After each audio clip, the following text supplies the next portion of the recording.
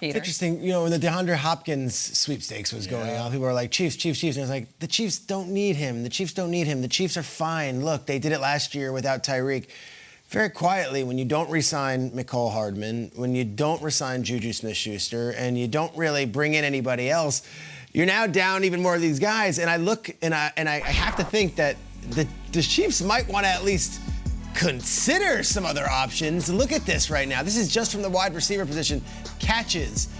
Juju last year at this time was their leader. Hardman was third. Rishi Rice, the rookie out of SMU, is their leading receptions guy from the wide receiver position. At some point, I wonder if this catches up to them. And it didn't last year. Remember last year in the playoffs?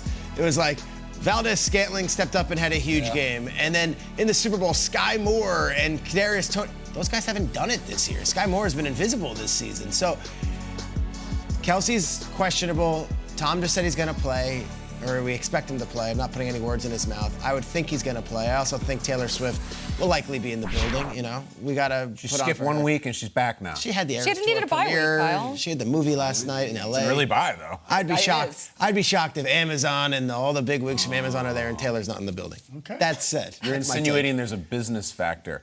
Taylor, true love, Peter, you don't believe in it? Taylor ain't missing this one. Prime time, she ain't missing this one. That said, I look at this and it's like, will you miss Juju's leadership? Will you miss Hardman's leadership? Both those guys have done nothing for their new teams.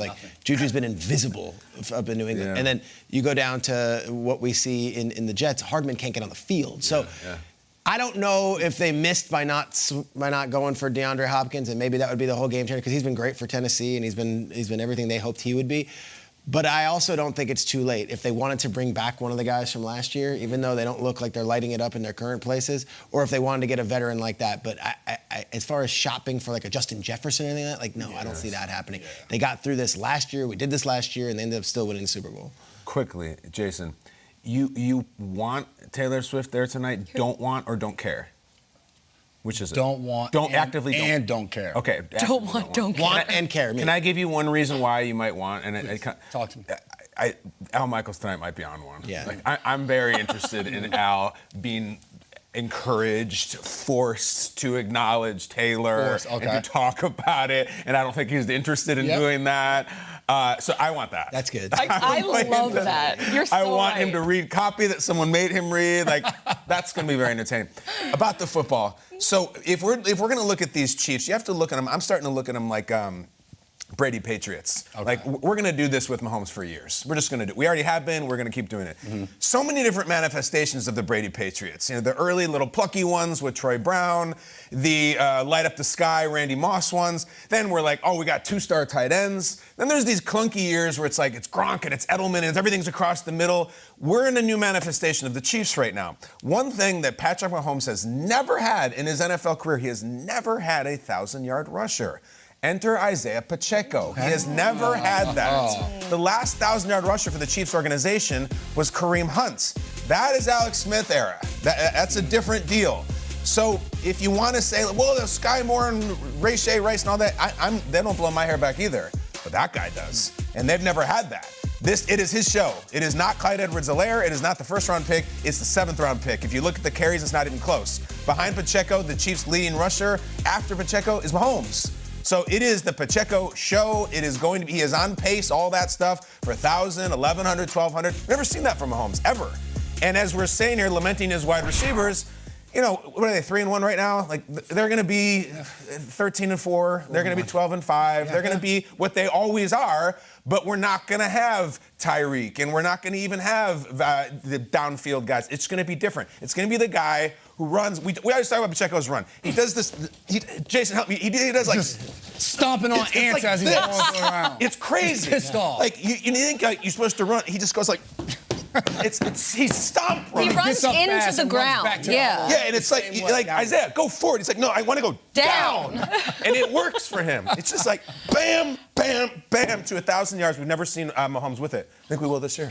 Okay. So it's tiring to run like that. I love a demo. It's a good demo. Inspired. Isaiah, I bet Isaiah never pops a button on his shirt when he runs. Oh, no, you look good. Oh, my God. You look really good. Jason, talk about the game. I'm looking at him. You talk about a 1,000-yard rush, and I look at it as they haven't needed to have one because it has been the Mahomes show, and he has been able to spread the ball around to so many people. And I love the Brady comparison because we didn't always look at Brady's receivers as the top in the league, but when you put them with Brady, when you put them with Mahomes, that's where you get to see them at their strength. I do think at this point the Chiefs should be shopping and looking for a receiver. You think about it last year, Kadarius Toney was traded from the Giants. They brought him over to the team. He had a huge role at punt return in the Super Bowl. He played a big part in them. That hasn't taken place this year. So as you look around the league, and obviously for Chiefs fans, they want everybody. Mike Evans has been mentioned. It's like Tampa Bay's going to win their division. They're not giving up Mike Evans. You talk about McCole Hardman.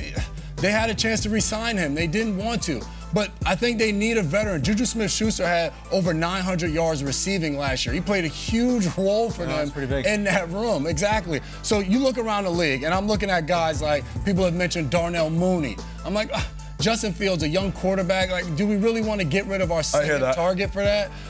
Jerry Jeudy, Hollywood Brown. Those are guys that you're saying, all right, they're on rookie deals. They're in the last year of their deal. That might be a good pick. I heard somebody mention Kyle Pitts from the Atlanta Falcons. He hasn't worked out well in Atlanta. 2 tight ends, but Pitts is a guy, he's not blocking anybody from a tight end position. He's a guy you split and you put all around the field. I think that would be interesting to see how Andy Reid could possibly use a guy like Kyle Pitts, who for whatever reason in Atlanta after his rookie year, it just hasn't been there. Jonnu Smith has better numbers than Kyle Pitts right now at the tight end position for the Atlanta Falcons. So to me, that would be an interesting pickup to see Kyle Pitts in a Chiefs uniform and what he could possibly do. What about one of these? They went to the Giants and got one of their castaways last year, and it worked out. Now, Toney hasn't been great this season, obviously. Hasn't had the opportunities. He's already put blame on himself. But in the Super Bowl, he had a punt return for a touchdown. He had another play. He was awesome. What about like a Darius Slayton or a Sterling Shepard? Does that do anything for you? Because you look at the teams that have high-cost receivers who were supposed to be contenders, and they might be bound. Like, Justin Jefferson's not going anywhere. Obviously, the Vikings are disappointing. I don't know if any of the Patriots have wide receivers. Speak to Veach. Is this his MO? Like he would get someone, you think, right now? Yeah, and Andy would say, get me someone. I love a Kyle Pitts idea, though. I'm sure Kyle Pitts would absolutely love it, too, because, like, they're just not throwing to him downfield. They don't want to trade Kyle Pitts just right before they trade for Kirk Cousins. Like, that's not going to work. Yeah, it's not going to work. Not at all. Gets there when Cousins gets there. But I feel like the answer to this question is yes and no, because the Chiefs need a number one wide receiver to win a Super Bowl? No, they already proved that they don't after they traded away Tyreek Hill with Juju Smith-Schuster as their guy. But also, if they want to maximize the Super Bowl winner or this window, of course they need to go and explore the options, see what's out there. I mean, imagine like a Devontae Adams in this offense. That would be absolutely insane. But that would not happen because you're not going to trade in division. But just there's so many different fun people that you could plug in. The offense is obviously off in Kansas City. Mahomes has had to scramble more than he's ever done in his entire career.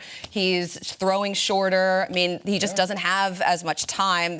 He's having to hold on to the ball longer. The offensive line isn't totally holding up for him. At right tackle, I think we have a board here. You can see that their right tackle, Juwan Taylor, leads the league in penalties right now with 10.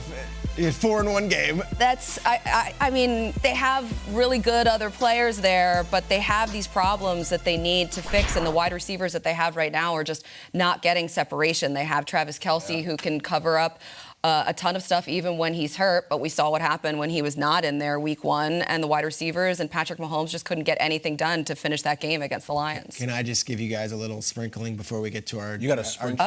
Okay, Salt Bay. Thursday night. Make the king wait? So the DraftKings preview is coming up in a second, but I was just curious. MVP odds right now. Do you know who's first MVP odds? Like if it was to be right now, who's got the bet? Like the big favorite right now? Josh Allen? Is it Tua? Travis Kelce. It's Patrick Mahomes.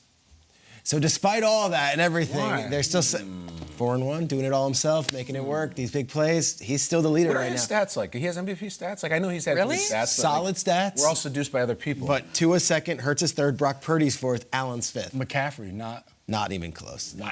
Running backs. They don't. 6. That would, if he were to get those votes, that would make him the king. That would make him the king.